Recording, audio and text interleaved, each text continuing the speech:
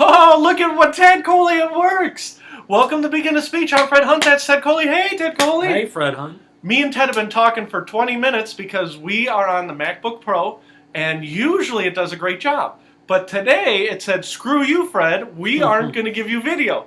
So we have been talking for the last, 20 minutes? It was like the clown on Happy Gilmore at the putt-putt. Yeah, so it kept taunting us and it kept harassing us. And so now we are good to go. So we were talking about Trump, so we're going to change gears. We're going to change gears away from Trump for a few minutes. 2 days ago, there was a band called Pantera, which I am familiar with. It's not one of my favorite bands, but it's a very influential metal band in America. Their drummer, I got to look at the thing, Vinnie Paul, passed away. Okay? Now, Do they know how he died? No, but he was 54. So it was old age. Yeah. Yeah, I'm guessing drugs, alcohol, heart attack, something like that. Exacerbated by drugs and alcohol. But again, that's speculation. I don't know. But, if he lived a rock and roll lifestyle, what do you think happened, right? But you know what? That's not always the case. There's a band Drowning Pool, right? And they sang, let the bodies hit the floor. I don't know if you ever heard that. And the guy died at 30. And I said, oh, well, what? Sex, drugs, and rock and roll. He must have died of that. And then they said, oh, no, he had a heart arrhythmia, and he didn't, because he had health issues, he never drank or did drugs. Wow. And then I felt horrible. And so go listen to Drowning Pool. Go ahead and listen to them. Good young Americans. But anyhow, Pantera, and this is what I wanted to talk to Ted Coley about. Pantera broke up 10, 15 years ago. Okay? And Dimebag Darrell, who was their guitarist, he died about 10 years ago. Pantera broke up, and then the Abbott brothers, Dimebag Darrell and Vinnie Paul, they formed Damage Plan. Okay? Now, you don't care about any of this. This is why I'm pushing through it. Okay? What had happened is, now that the two brothers, Vinnie Paul and Dimebag Darrell, they're both dead, Pantera is never getting back together. Okay, there's nobody to get back together. The heart of the band was the two brothers. It'd be like if... Did they have any sons? Like, because they could do like the Eagles. Actually, I think Vinnie Paul has a son, but hopefully they don't do that. Okay, and we'll get back to the Eagles. Deacon Paul? It'd be like Van Halen if Eddie and Alex both died. David Lee Roth doesn't have anybody to get back together. But the point is Dimebag Darrell, he was shot on stage, okay? And this is the question. And that was in Columbus, right? That was in Columbus. Now, I was reading all about it for a separate article on Beacon of Speech today, okay? And this is a question I have for you, and we're going to circle back around to Vinnie Paul in a minute, okay? The guy who shot Dimebag Darrell, okay, usually when you assassinate somebody or shoot them, there's a reason why you shoot them. Like, why did that kid in Florida shoot? Technically he shot his girlfriend and then anybody around. The place in Minnesota, they were shooting a Billy. You see what I'm saying? Whenever there's a shooting, usually there's a motive. Very rarely do you just like, just start shooting. Now that happens, okay? This is what's so unusual about Dimebag Darrell's death, okay? And again, we're talking about stuff 10 years ago. He's playing on stage with his brother, and he's playing on stage. And so, again, try and picture in your head. I know you didn't have any siblings in Wasted Space, Ted's band, okay? But his brother's behind the drum kit. There's a bass player, and then there's a lead singer, right? And they're doing their song. Guy hops on stage, full fatigues, walks up to the guitarist, and Dimebag Darrell's like, hey, get off the stage. Pulls a gun, kills Dimebag Darrell 5 shots to the head before he can even blink. Wow. Right? Then, and this is why we're talking about it today, then he turned and he wanted Vinnie Paul, which was the drummer. Vinnie Paul, as soon as he saw the guy shoot his brother, he's not stunned. He's like, oh, he's gone. Right? He is gone. He's George Costanza. The head of security for Pantera saw the guy hop on stage, saw the gun come right out, hop right on stage, jumped on the assailant, right? Assailant shoots him, kills him, Okay, a fan jumps up. He says, "I love Pantera." Shooter shoots him, right? The other 3 members of Pantera get in a or not Pantera, Damage Plan. Damage Plan. Other 3 members of Damage Plan all take off, and they're all, they're gone, right? And finally, what had happened is the Columbus police charge in through the back doors, right? Gunman sees police, turns aside, goes to the policeman, right? Mm-hmm. Unknown to the gunman. One single police officer came back through the stage doors. As he's got his head turned towards the policeman this way, Columbus policeman assassinates the assassin from behind, gets him, probably saves 40, 50 lives. He said he had clips, the whole thing. Okay? Now, Ted Coley, and this is the whole point of my story. When you were in your band, okay, did you ever worry about safety? Did you worry about people with guns, No. throwing bottles? Did you ever have that issue? No. Okay. No. Now, who was your guitarist? You were the lead singer. Who was the main guitarist? Just say your first name. Tim. Tim. Now, you're on stage, you're singing, you look over, someone shoots Tim, okay? And you're like, oh, crap. Now, Tim's not watching Beacon of Speech. Are you rushing towards the gunman, or are you rushing towards the exit? Exit.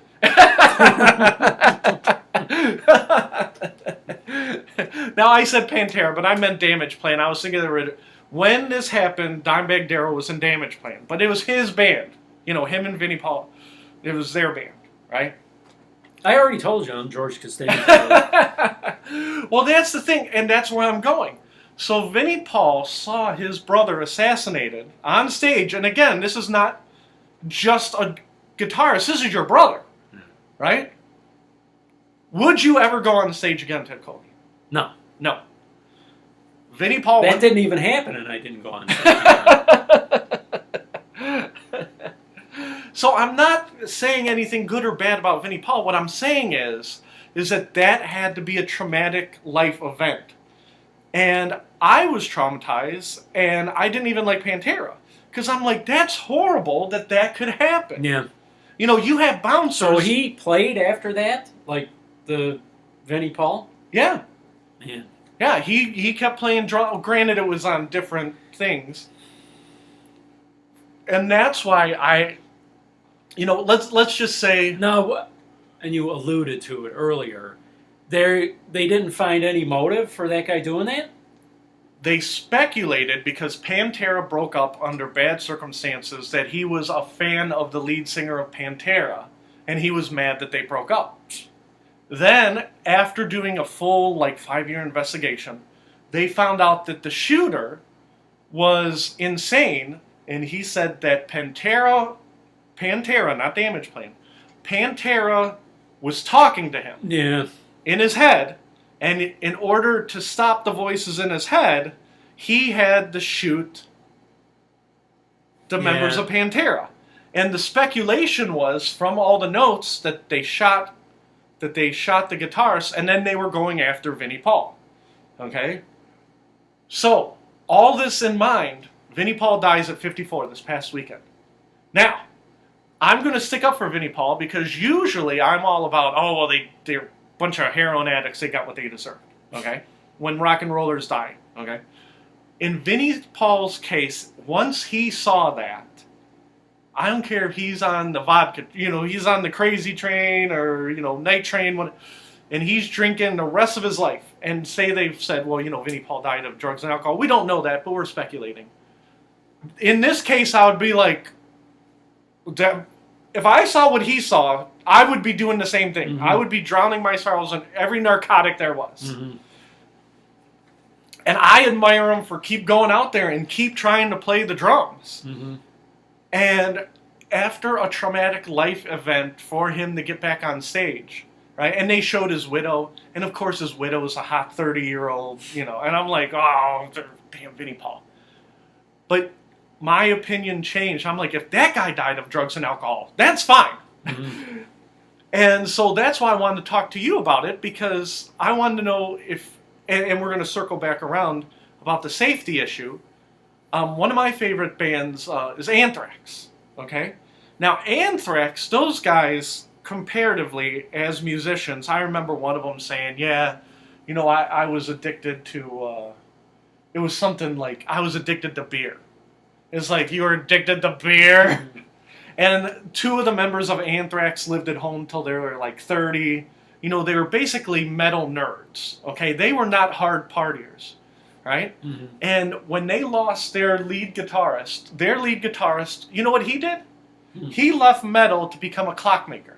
The hardcore clockmaker. Mm-hmm. And so they didn't have a lead guitarist. And they said, we want our best friend, Dimebag Darrell, to come do an album. And so Dimebag Darrell was actually a member of Anthrax for 2 albums. Okay? And Dimebag Darrell's like, listen, I got my other stuff going on, but I will help my friends in Anthrax because we love each other. We are brothers. Right? Even though Scott Ian, who's the guitarist for Anthrax, even though he was not there, he talked. He goes, when I was young, kids would climb on the stage, right? And they would, they'd mosh with the band, they'd jump, they'd jump in the pit. And he goes, once Dimebag, and this is Scott Ian, once Dimebag Darrell died, everything changed. No one is allowed on the stage. Yeah. Tell the bouncers you keep them off. You see anybody with a weapon, we shut down the show, and Scott Ian is talking like he's the fire marshal. You know what I mean? You have to protect the stage, and you have to do this, and I'm like, Dimebag Darrell's death helped ruin rock and roll. You see what I'm saying? Well, no, that was somewhere around, you said 2004. Around 2004. Well, what was it? 1999 was what, Columbine? That was basically the first school shooting. Yep.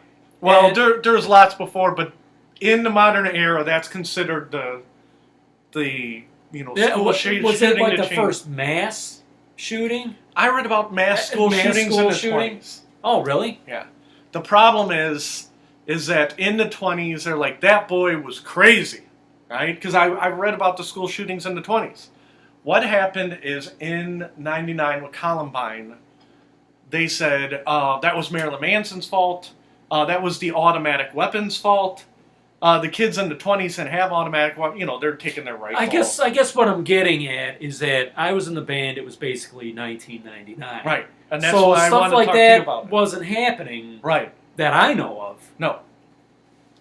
I do remember Columbine happened when I was in the band, though. Yeah. So that was like. But after Columbine happened, you did not have an issue. You weren't like, hey, that drunk guy in the front looks a little shady. Yeah. No. Okay. Probably. Well, another reason is not too many people were really at our show. So. Well, that's the thing. I'm reading about Dimebag Darrell, and everybody's like, rock and roll is dead. Rock and roll is dead. But part of that, there was a lot of good bands in the late '90s, early 2000s. Maybe not that you like, but that other people did like. There were probably more threats coming from within the band. Oh, trust me, we're going there. Okay. 2004, Dimebag Darrell's dead. Vinnie Paul is, he's hiding behind the stage.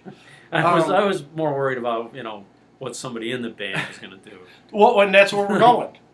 I was looking to the audience for help. The rest of Damage Plan, again, I got to make sure I got the right band. The rest of Damage Plan is gone, right? Now, the fans of Pantera, because you have your favorite band, I have my favorite band, I was talking about Anthrax, right? They said, Dimebag Darrell, rest in peace. Why don't you, the 3 remaining Pantera guys, why don't you get back together? Lead singer of Pantera, his name's Phil Anselmo, I believe it is, right? Even when he was with Pantera, he would sneak out white salutes, like white power salutes, when the rest of the band wasn't looking. And the rest of the band's like, what are you doing, right? It'd be like, we were talking about Tim. What would happen if Tim's playing his guitar part and he looks up at you and you're giving the Hitler sign? Tim would be like, Ted, what the hell are you doing? Right? And so that was one of the things that tore the band apart, was Pantera, their lead singer, was very heavy into drugs. They did the drugs. There was rumored that he was tied into some white supremacy groups, blah, blah, blah. Lots of different things tore up Pantera, right? So everybody wants to get Pantera back together except for the living members of Pantera. And Phil Anselmo said, screw them. Those guys in Pantera are a bunch of PUSSIEs, right? Mm-hmm. I am going to make music, and I'm going to make it as loud and abrasive as I can, and right? And Vinnie Paul, he's like, oh, well, screw Phil Anselmo is a maniac, Mm-hmm. right? And then the bass player was just like all other bass players. He's like, well, who's going to pay me? I'll go with this guy. I'll go with that guy, right? Easily replaced. So they even asked Vinnie Paul, I think it was last year, and the article I read said he was on Rover's Morning Glory. You familiar with that? Yeah. He's on Rover's Morning Glory, and they said, will Pantera ever get back together? And he's like... And they're like, well, we talked to the other guys, and he was like, no. There is no more Pantera. Pantera is gone. And the three of us will never be in a room again. And they said, would you like to elaborate? And he goes, no. Next question, right? So I was joking around with you before we even turned on the camera, right? So it's the story, the rhythm section, and the lead singer can't get along, right? Ted Coley, tale as old as time, Mm-hmm. right? At the end of the day, Pantera, if Dimebag Darrell did not get assassinated, they probably could have got another singer to come in and replace him. Mm-hmm. But the original lead singer of Pantera probably would have, or not the original one, the one during their popular era, Phil. He probably would have sued their brains out, and he probably would have came to the venue and beat them up. Because he is literally a maniac. Okay? Now, allegedly. So when you were in your band, you never worried about security, you never worried about people getting too close, you never worried about... No. Now, in hindsight, now that we're sitting in a chair and we're talking about it... Well, the only thing that came close to it was one of the places we played was called the Floodwater, Mhm. and it was very small, and there was no stage. You were just on the floor. Right. And at one point, people started dancing, and since it was so small, they were actually like bumping into us. Oh, okay. That was, probably about the closest physical threat, but it wasn't, But you weren't threatened. No. You're just like, come on, dummy. Yeah. Get out of my way. Okay. So, Vinnie Paul, for the record, if he died of drugs and alcohol, he has an excuse. He's one of the only rockers that has an excuse. Okay? And the Floodwater is no longer there, by the way. Oh, it was like... we were going to go. It was like... my nose is itching. It was like crazy. Bosom Buddies or whatever. Remember they showed the wrecking ball going into their apartment building while that's like what happened. The wrecking ball hit it when we were playing. We're going to talk about more bands that Ted does not know of. Okay? We're going to talk about the band No Effects. They're a punk band. Okay? They're a punk band. They're still kicking around. All the original members, more or less. And they're singing punk music. They're 50-year-old punks like me singing about punk. Okay? They came out and they said some things they shouldn't have said. Okay? I don't remember the exact quote, but the point is they were making... Who was the band? No Effects. NOFX. They were joking around about the Las Vegas shooting. And you remember Las Vegas shooting from what, 2 years ago? Guy in the Mandalay Bay. He's shooting country music fans out there. No Effects makes a joke between songs, says, hey, we're in Vegas. I hope we don't get shot, right? And the other guy goes, oh, they won't shoot us. They only shoot country fans, right? Or something to that effect, right? Which is funny. But what had happened is that comment hit social media, and all of a sudden, No Effects started losing venues. Venues would not let No Effects play there. I could honestly see, when I was in the band, us saying stuff like that. You know, the band. Oh yeah, because you want to talk. Hey, we're having a good time. Keep it fresh. Hello, Cleveland. You know, hello, Vegas. I hate Vegas. I love Vegas. But once again, it doesn't matter what you say if there's nobody really there to hear it. Right. It's like I said. It's like I've said about this show. It's when people start listening, then we're gonna have problems. Yeah. When people start listening, we are screwed. Okay. But so NoFX made that comment, and the next day, they're like, "Hey, you shouldn't have said that." And they're like, "We're a punk band. Screw you. We say whatever we want." And you remember the joke I told you about genitalia before we started that NoFX said? Yeah, right? yeah. And it's like we're not going to talk about that joke on air, but it's like it was funny, right? And it's like, well, it was wrong. Well, but it was funny. It's a joke. And they're like, but you know what? You can't joke around about that topic. And the same thing, you can't joke around about shootings. And there was a brewery that was their national sponsor, right? NoFX. Nobody's, Ted doesn't even know who they are, right? And so they're not a household name. They weren't making money hand over fist. They were a working band. You know what I mean? If they stopped, was it a small brewery or? Yeah. Oh. And so the brewery said, we're pulling our sponsorship. All the venues said you can't play here. Within 1 month, there was not one place that would book NoFX. Right? Now, when Kathy Griffin got in trouble, no network wanted to touch her. Right? But the clubs around America, all these people on the left are like, we love Kathy Griffin. She's charging $60 a seat to go see Kathy Griffin. They did not ban Kathy Griffin from the clubs around America. And she's like working her show, come see me tell Trump jokes, blah, blah, blah.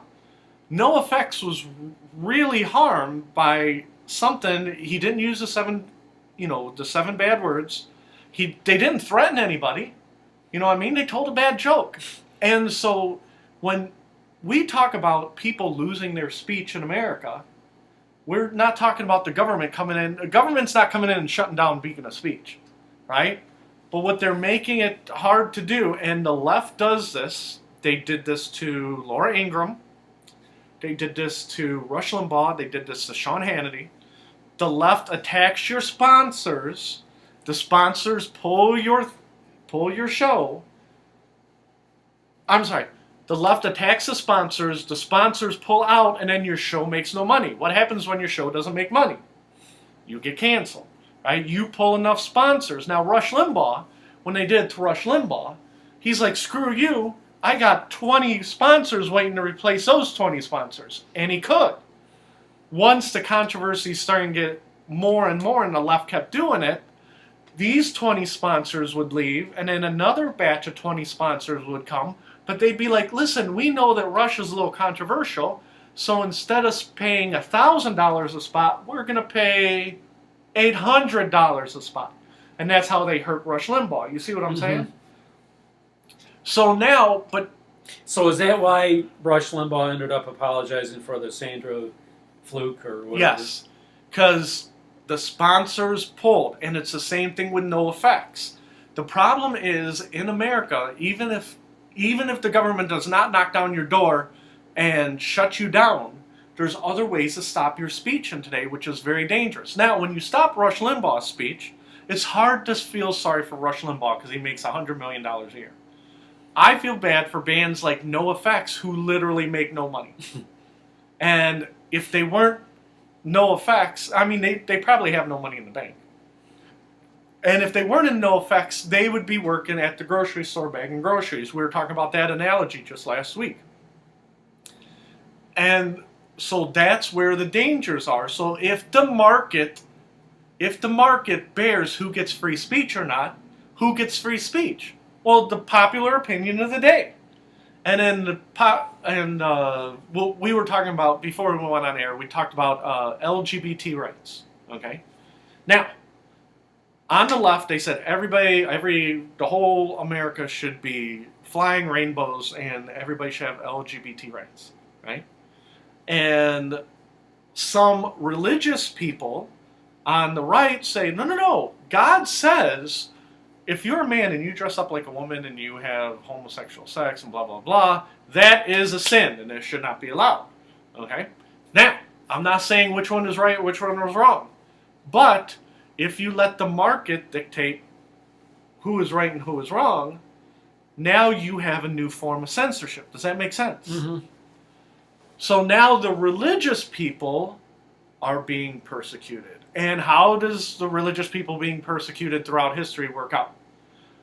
You know, that makes the religious community stronger, and then next thing you know, you tilt it the other way, and the religious communities are strong, and then next thing you know, they are discriminating against LGBT again. Mm-hmm. You see what I'm saying? Yeah. Instead of giving the left and the right rights, the market dictates winners and losers, which is fine. If you want, okay, we'll take that shirt. We'll take my mascot shirt, okay? One company can sell this shirt for $20 and another company can sell it for $8, okay? The market dictates that the one that can sell it for $8 is probably going to live and the one that sells it for $20 is probably going to go out of business, Mm-hmm. right? Yep. Free speech is not a marketable commodity. Does that make sense? And so right now, we are in the phase of we are letting the market dictate free speech. And nobody seems to care because all they care about is their side winning. Mm-hmm. And that's why I'm talking about no effects. And I wanted to start with Pantera because we're going to circle back around to Pantera. Their lead singer, why isn't he popular today? If he was the lead singer of Pantera, there's one of the most popular bands of the 90s. Why aren't people flocking to see him and his new band, Phil Anselmo and Illegals? I don't know. Because he abandoned the riff, right? The strong riffs, the mighty, melodic sound of Pantera. And he wants to be as abrasive as possible, and he is ultra right-wing, borderline Nazi lyrics.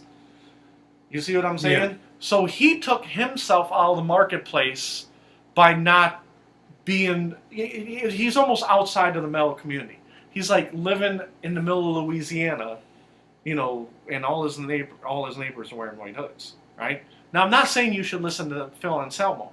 What I'm saying is that if he said, you know what, I'm just going to pick 3 other guys and sing Pantera songs, he would probably be making money today, right? Instead of doing what he's doing. Well, who knows? Maybe he saved money and he's like, I'm going to be a racist bastard, right? Now, that's not facts, that's rumor innuendo, okay? So what I'm saying is sometimes the market is correct, but sometimes the market is incorrect. Does that make sense? Yeah. You cannot say, well, if Nazism is popular, we'll let the market dictate. Oh, well, Nazi's popular? We're going to sell Nazi flags. We're all going to wear Nazi... You see where I'm going with this? There has to be certain limits on the market. Right. Okay? If wearing the hammer and sickle... Now, this is where things get a little convoluted, especially for a libertarian, right? During the last election, there was a socialist running. Did you catch that? Did you see that on the news? A socialist running. Yeah, you remember socialist Bernie Sanders. Yeah. Now, there should have been alarms sounding from the things. Why are we going to vote for a socialist? Instead, people are like, what would be really great? Socialism in the form of Bernie Sanders, which is right down the road from communism, and if we elect him, that's a great idea. You see? Mm-hmm. And it seems like we are in a dangerous spot where they're like, the ultra-right, which is Nazis, they're like, we got to shut those Nazis down, which you should, right? Mm-hmm. But then the communists, Bernie Sanders is not that far from a communist. They're like, you know what? Communism's got some good ideas, right? And you're like, oh crap! Don't do that either. Well, what's always amazing to me is that Nazis they're always described as right wing, right? But they wanted government control, isn't that? Right. Isn't that left? And isn't that left wing too? If Rush Limbaugh was sitting here, he'd be like, Fred Hunt, you are 100% wrong. The Nazis are the ultra left wing. And I'm like, no.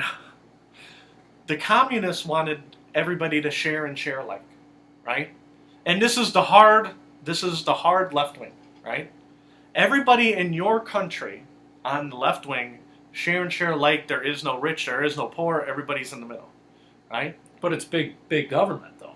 It's big government, but we are all going to share in the government, okay? The right wing, the far right wing, is, the pure capitalists, right? Yeah. But when Hitler says, okay, white supremacy, we're going to kill all the minorities, right? He is on the right wing because he's picking the winners. The winners are the whites. The losers are the not whites and the Jews, right?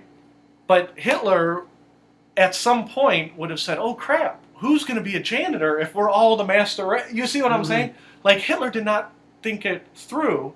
And now Germany, the reason they're letting immigrants in 70 years later is nobody wants to be the janitor. You see how I'm And Merkel's like, we got to let some people in here because we don't have anybody to do the low-end work, but we'll stay on top, and then the immigrants will stay on the bottom. Well, as soon as the immigrants come, they're like, well, we don't want to stay on the bottom. You see what I'm saying? Yeah. So Hitler did not think it all the way through. He's like, if we only have whites, we'll be doing great. And it's like, okay, well, then somebody's going to have to clean the toilet, and if there's only whites, some of those whites are going to have to clean the toilets. Yeah. And Hitler's like, no, whites are going to have to clean the toilets, okay? And so the market, in Hitler's case, and again, Rush Limbaugh's like, Fred, you're not paying attention. The market bared that they would be in charge, but they were going to make money. We're all going to be rich Germans, and you know who's going to end up cleaning the toilets? The Polish people. You know what I mean? the Polacks are going to be cleaning the toilet. But so then you're opening a whole new can of worms. But again, you could argue with me and say they're on the far left, okay? But when Germany took over Russia, when Germany took over France, when Germany took over England, their plan was not, we are going to, like the communists, everybody is not equal. The Germans and the English and the Russians are not equal. Winners and losers. Yeah. You see what I'm saying? But, yeah, in theory, the communists say everybody's equal. But in practice, that's never how it works. Yeah. That's never how it works. And so that's how, when the Rush Limbaughs of the world say, no, the Nazis are the far left, because they said government overall. And it's like, yes, but they wanted, almost like in India, like a caste system. Kill the minorities, Germans on top, Germans making the money. Mm-hmm. The Germans are the big pictures telling the other European nations, you do that. You see, does that make sense? It's just, I don't want to use the word funny because it's not funny at all, but it's like the communists, Stalin, he killed more people than Hitler did, right? Right. But I swear when I was in school, I never heard that. No, you didn't, because when I learned about communism, I kept learning, they said communism is not bad. Again, I went to a public university. Communism is not bad. It should not have been implemented in Russia. If it was implemented in the United States, it would have been fine. Okay? Now, yeah. Well, basically, why should it not have been implemented in Russia? What was that? Because Russia's a backwards-ass nation. Not according to me, but according to historians. And so basically, Stalin says everybody's equal, everybody gets the same. And then people are like, we don't want communism. He's like, okay, we're all equal except for you, you're dead because you don't believe it. And then Stalin's like, listen, we're all equal. And they're like, no, you can't do that. I want capitalism. He goes, you're dead, you're dead, you're dead, you're in the gulag. And so he would be like, we are all equal. And they're like, no, you are abusing the system. They're like, and because they had the Great Famine, they didn't, and I don't remember what the numbers were, but say that there's 100 million people. Stalin is like, we have enough food for 80 million people. And they're like, we got 100 million people. And he's like, all right, enemies, I don't like you, I don't like you, I don't like you. You go starve in Siberia. You see where I'm going with that? Again, he's picking winners and losers, but in his mind, he's like, well, next generation, these 80,000 will work harder because they don't want to, be the 20,000 or 80 million, as opposed to the 15, 20 million that are killed. So you are still picking winners and losers.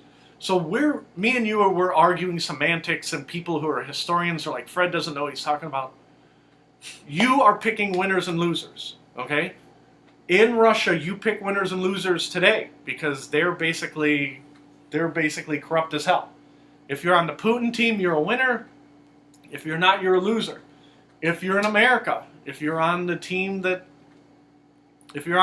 that's all for this, all for that, and you disagree with that other guy, the market is starting to pick winners and losers in free speech, which is not what it's supposed to be. Free speech is supposed to be a fundamental human right and protected by the Constitution, blah, blah, blah. Yeah. Okay? Just like you should not have communists in America and you should not have Nazis in America, right? Bernie Sanders cloaked his communism with socialism and said, hey, I'm not communist. There's a bad connotation for that. I am a socialist, and we're all going to share. But how many times have you listened to Glenn Beck over and over throughout your life? What happens when everybody shares and shares alike? Doesn't work. Doesn't work. I want more, this guy wants less, this guy wants this guy wants that. And Rush Limbaugh, if he was here, he would be like, in socialism, everybody is miserable. There are no winners, right? And so, but again, you're going back to, well, Rush Limbaugh, when he's on 500 different channels, right, he is putting out local talk show hosts out of work. So the guy who's out of work because his slot was replaced by Rush Limbaugh, he's a loser. Rush Limbaugh would be like, no, that's not what happened. He's like, I created jobs by being so big, and now I created 20 jobs at the Rush Limbaugh station, even though we put 500 local guys out of work. Mm-hmm. So, you're creating winners and losers all the way around. What the Constitution is supposed to protect is it's supposed to protect the speech, okay? Which, it's going down the wrong road. Now, are we having fun talking about socialism, Nazis, and stuff? The reason I brought it up is music is supposed to be the great escape, right? Now, what was our last episode about, Ted Coley? Sports is supposed to be the great escape, right? And what's ruining sports? Money. Yeah, well. And again, in America, we'll use the socialism and communism thing. In America, we'll use the NFL for an example. The NFL, they're all in it together, 32 owners. All 32 owners are not trying to put the other 32 owners out of business. They're all like, how can we collect billion-dollar checks? We are partners. Mm-hmm. On the football field, they want to beat each other, but they are socialists. We're all in this together, but there's a big, giant paycheck at the end for all of them. So they're all friends. What would happen if they started to lose money? You should go out of business so I can exist. Yeah. You need to fold. I am growing like crazy. Yeah. You in Cincinnati need to disappear so the New York market can grow. You see what I'm saying? Mm-hmm. So when there's no like in Great Britain, they don't do any of this. People come and go and are relegated and up and down. In England, the Premier League is pure capitalism. In America, the NFL is socialism. We're all going to share. We're all going to put in a giant pot. Which is funny because all the owners in the NFL all are capitalists who have made $1 billion. And then all of a sudden, they're like, oh, no, we want to share so me and my buddies can make good money, which is why unions, like in the NFL, are so angry. And they're like, we want to make more money like you guys, we want to share in the profits. You treat us, our contracts don't exist. You can cut us at any time. You run the business down like capitalists, but when you run it in a peer way, you run it like socialists. And that's part of the reason the NFL players are so mad. And again, it goes back to who's the winner, who's the loser, who's screwing who's making the money. Mm-hmm. And again, this is the whole point of why I brought up the band, so we're going to tie this up in a minute, is that the bands want to make music. We love music. We make music. And you can go back to the model of it's supposed to be a great escape. And at the end of the day, what ruins almost every great band, Ted Coley will tell you, it is the music business. How many times have you heard the music business ruins everything? Mm-hmm. Yeah. Yep. There is no giant NFL paying bands. Once you get in the music business, well, we're going to share and we're going to do that. You see what I'm saying? Yeah, I was just thinking about what Steve Miller said. Oh, go ahead. No, when he was inducted into the Hall of Fame. Then he basically say, screw all you guys. Yeah. He said, screw all you guys. You guys all screwed me throughout my career. And I hope you rot in hell. And I appreciate the fans, because if there were no fans, I wouldn't be able to make a living. But the music business celebrating me is ironic because they screwed me every chance they could. Yeah. Now, somebody's yelling back at the monitor, our one listener. Well, you know what works even less than communism, Nazism, is libertarianism. Nobody ever ran libertarians. They never ran nothing. Now, is that somebody who is related to you? Oh, no, but they probably would. Before I get back, there's one other free speech I want to talk about. Okay, and this is where we're going to come back to. Do you know who Laura Ingalls Wilder is? Laura Ingalls Wilder? Laura Ingalls Wilder, yes. Well, is Laura Ingalls from Little House on the Prairie? Very good. That's who it is? Yes. When you were a kid, did you watch Little House on the Prairie? No. That's why it's weird that I know that. When I was a kid, my family loved Little House on the Prairie. That was the character's name, though, right? Yes. That was what, Melissa Gilbert's character? Yes. Well, what's the Wilder? She got married. I'll tell you the whole story. In the late 1880s, there is a series of books called Little House on the Prairie, Little House on the Prairie, blah, blah, blah, blah, blah, blah. I do not care because I hated it. Okay? When I was a young man in the 1970s, my parents, they made me watch Little House on the Prairie, that Michael Landon, he's such a good Christian, his wife, his children. It was based off of the books from the early 1900s. See, I didn't know there were books. Yeah, a bunch of books. So Laura Ingalls wrote about her childhood in Minnesota. Okay? When she got married, she became Laura Ingalls Wilder. Okay? Now, she wrote all this, and then Michael Landon, I believe... So Laura Ingalls was a real person. She was a real person, but the TV show took creative liberties. Okay? Because it's a TV show. Okay?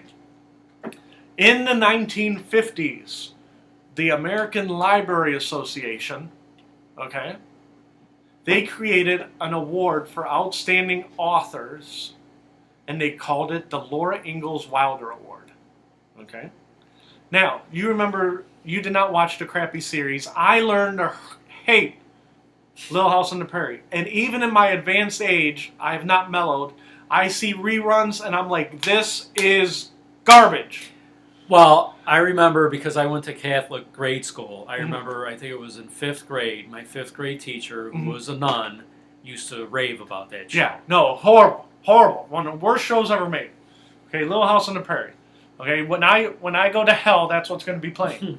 Okay, that's going to be on my TV set. It's going to be Little House on the Prairie. Every channel has it. Every channel, no cartoons, lots of Little House on the Prairie, and I'm going to keep flipping it.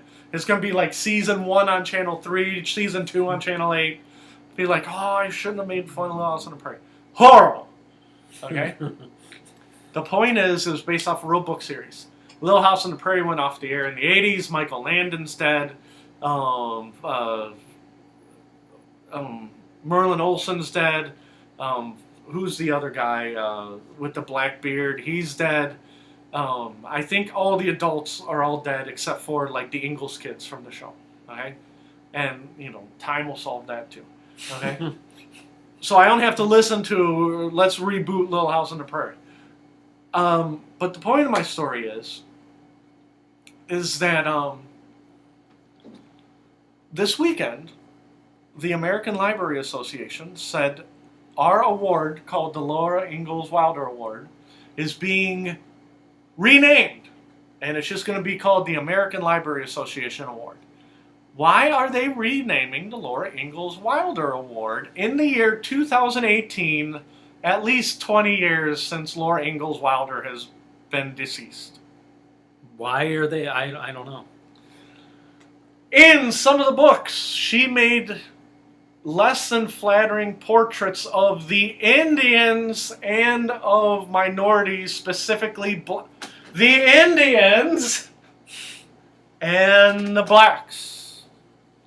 And they said that they have gotten some complaints at the American Library Association, and they reread the books, and they can see how a modern audience might not approve of the portrayal of minorities at the turn of the 20th century. It'd be the 1900s, right? Right. At the turn of the 20th century.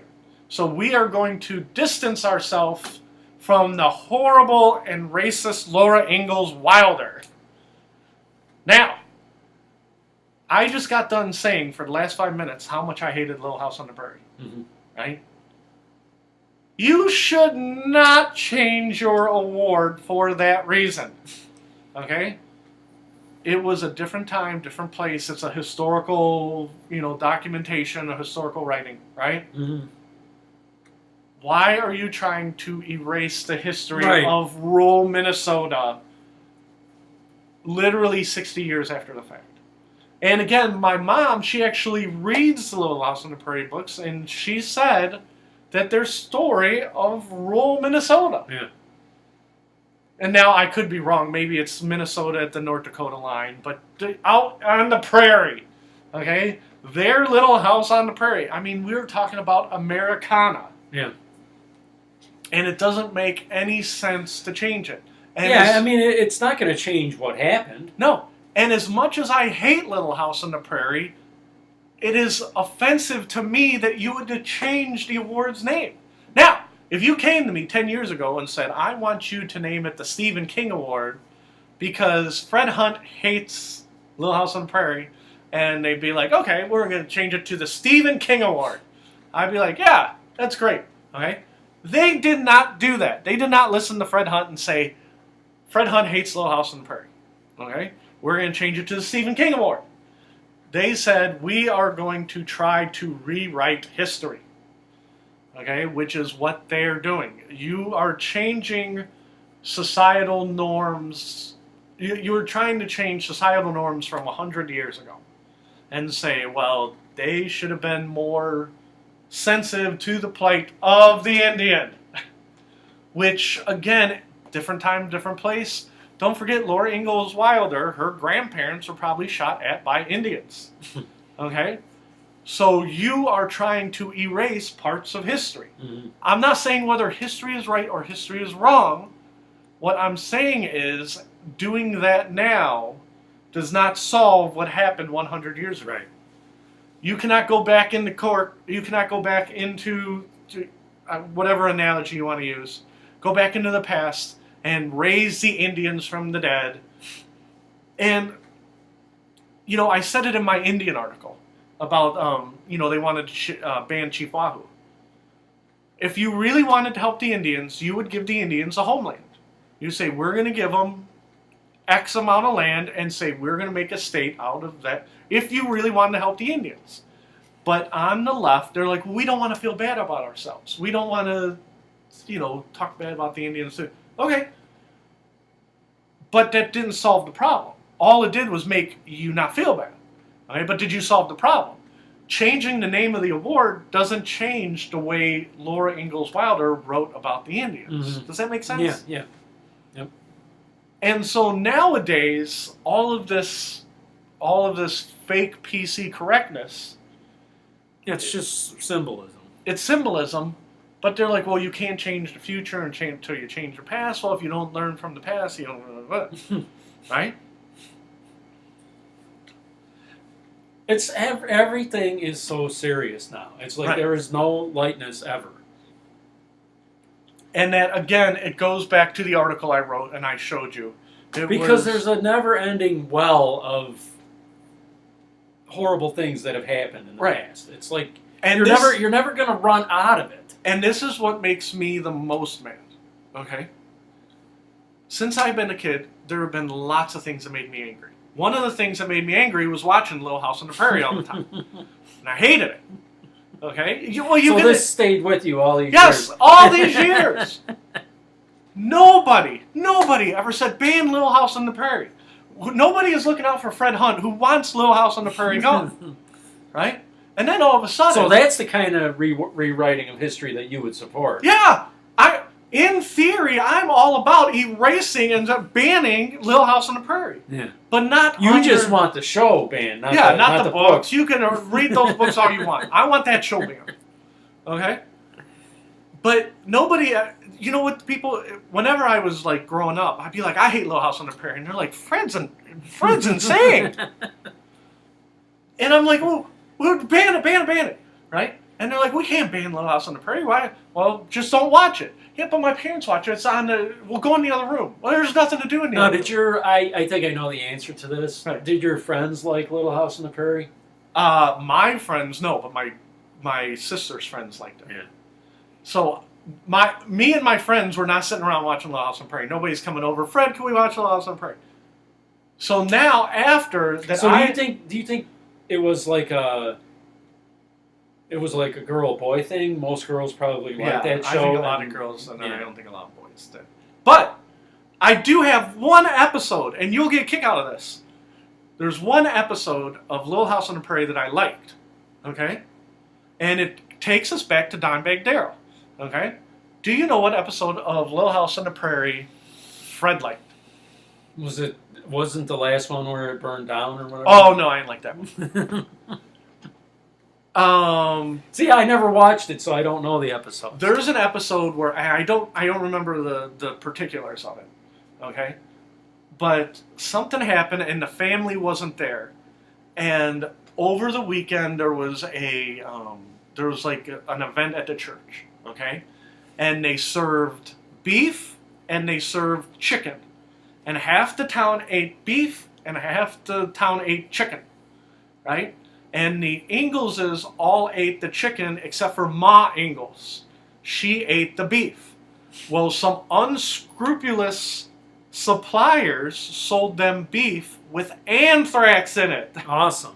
Right? Oh, and that's what I said too. That's when I first learned about anthrax. It was from Little House on the Prairie.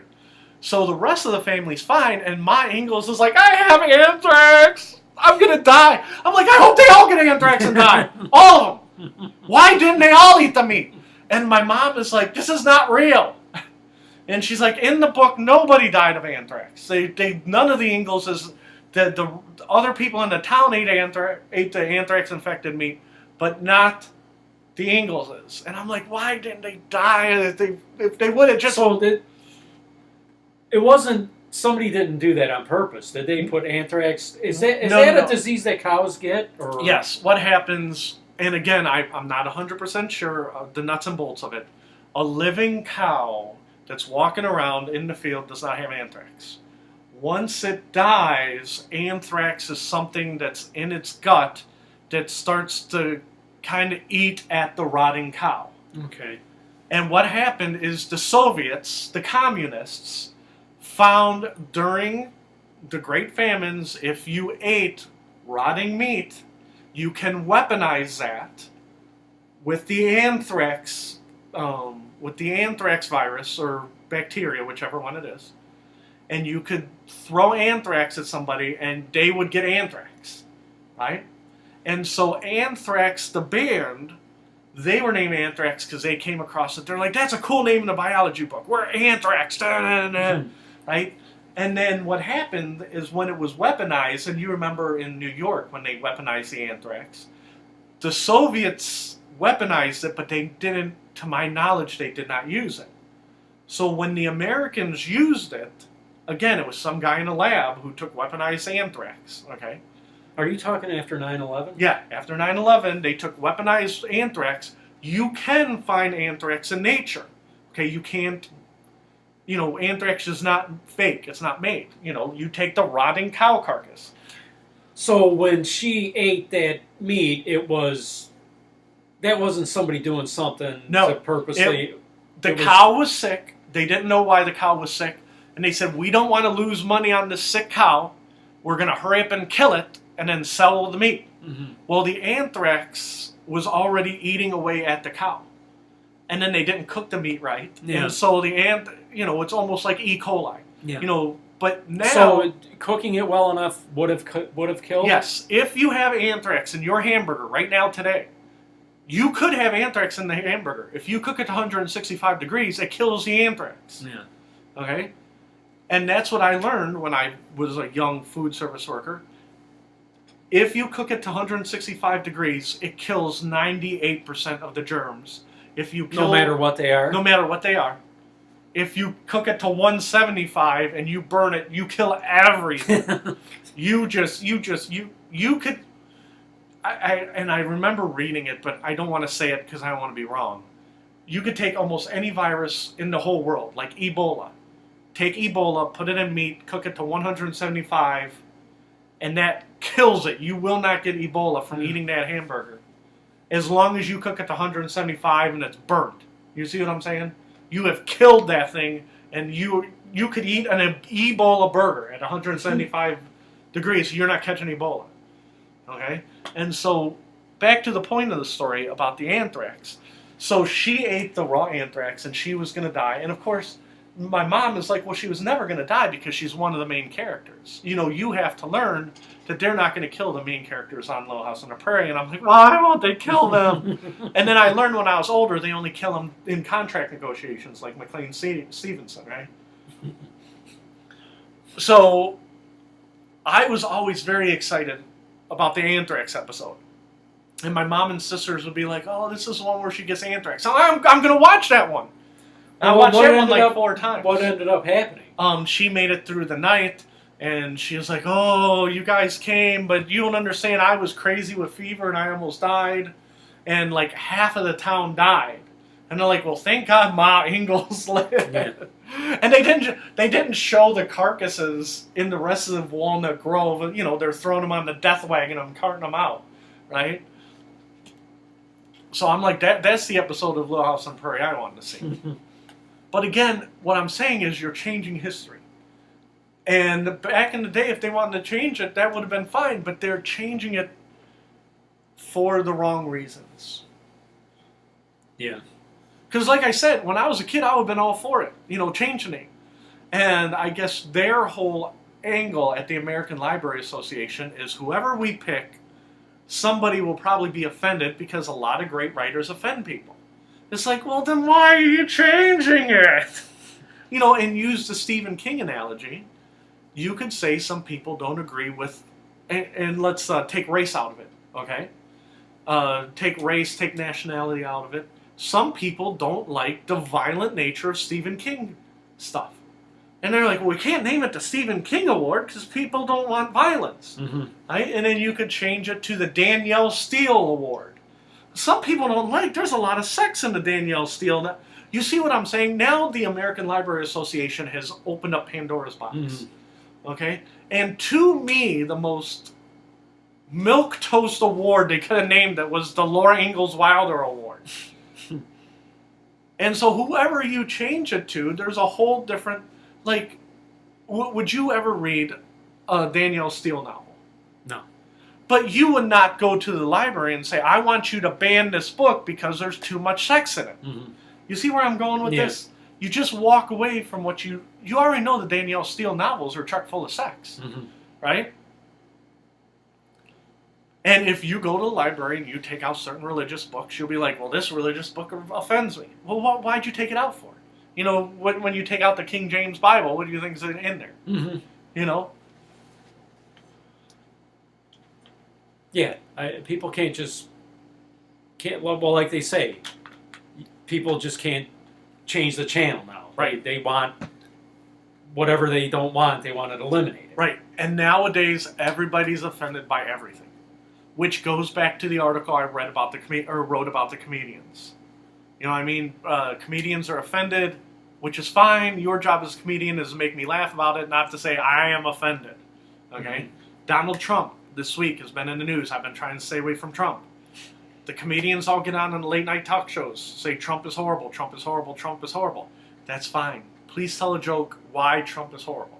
Trump is so horrible that, you know, the rain clouds start raining cold coin. You know what I mean? Mm-hmm. Not, you don't understand how bad Trump is. And I'm like, that's not funny. That's just you telling me that Trump is horrible. Mm-hmm. That's not telling a joke. You know, Yeah. you're a comedian. Tell me, make me laugh. You know, maybe they should change the library award to the Donald Trump Award, and everybody could be offended by it. Poor Trump. Again, for the 100th time, I am not a hard libertarian. I'm a soft libertarian. Okay, that means I am not saying abolish the government.